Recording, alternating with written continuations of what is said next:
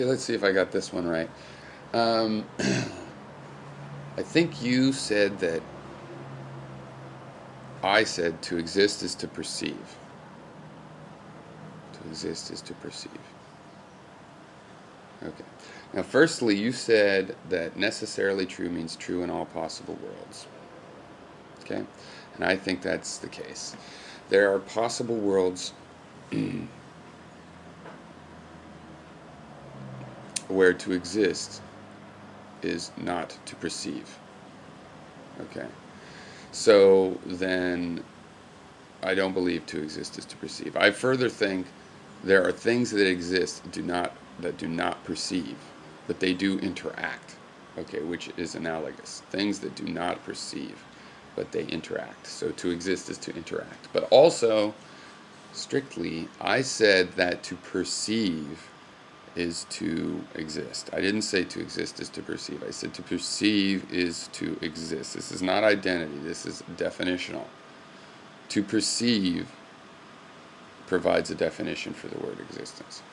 When defining what the word exist means, I say it means, for me as the subject, it's part of the stream of perceptions I have to work with. I use words related to perceptions among the definition of existence. And again, this limitation, okay, is an inability to rely on a supernatural power of a self-cause in language. And this limitation is because I'm human, okay? That's important to remember. I have an embodied mind, if I'm human. If I think of pure reason, I'm really thinking of human reasoning. So you can't think of pure reason. You'd have to have no brain, and then you couldn't think at all. You have to have the brain to think, like a human, as we know it. You can say, well, what about some other kind of brain? Fine. That's why I'm a relativist. Maybe there's some kind of weird pure energy brain. I don't know. Mars is energy and matter. I can't imagine thinking with no mind. Okay, and I figure I can't figure out what it would be like to think with no mind. I think with my mind. I think with my mind. I'm forced to accept some prior conception built into my physiology as a result of evolving in this world. Okay, that's part of my material model. Okay, but I don't actually know that directly, but I do know I get the perceptions directly, and then I work my way back to the material model, and it all makes sense. Of course, I have a brain, an embodied brain, no wonder. I'm limited. No wonder I have perspective and sense of time and these things. But if my mind can pull the principle of consistency out of this stream of perceptions, it's not because of logic. It's because of evolution. Okay, during which my mind evolved in response to a consistent world. The world happens to behave this way, evidently. And, that's what it seems like from the stream of perceptions I get. That explains well the stream of perceptions I get.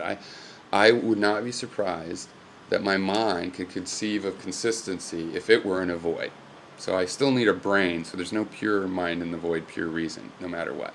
But let's say we do the next best thing. We take my mind and we put it in plug it into a virtual reality, and we just give it a void, nothing to think of, or don't even give it a virtual reality, just cut off all its senses. Let's say that it could start thinking. I don't think so. I think it'd be insane and would not think. Okay, but not think well. It would just be chaotic. But if for some reason it could think and come up with the law of consistency, all that would tell me is that the belief in consistency is built into it. It was compatible with survival. It's built into it. And, it was tested for survival. It's a hardcore test.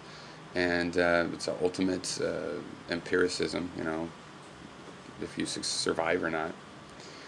So I obviously and must, in the process of evolution, continually improve my understanding of how the world works, and to improve my understanding of the definitions of terms relating to consistency in the universe. In possible worlds where the rules of logic apply but are violated, I don't think that happens either. But no, you said where the rules of logic apply when you open that phrase. You said for universes well, what about a world without logical rules? We really can't know. I think that's beyond answering. But see, my system does not need an answer to that. Okay, because it may exist for what it's worth. The fact that it's disconnected from us is enough to say it doesn't exist for us. Okay, but it's not. But it's so, because that's not this world, and and but it's funny because there is room for some illogic in this universe, but it would have to be very narrow. It doesn't have a big influence. The causal forces are definitely dominant, and that'd be good enough for the world we're living in. Obviously, since we're living in it.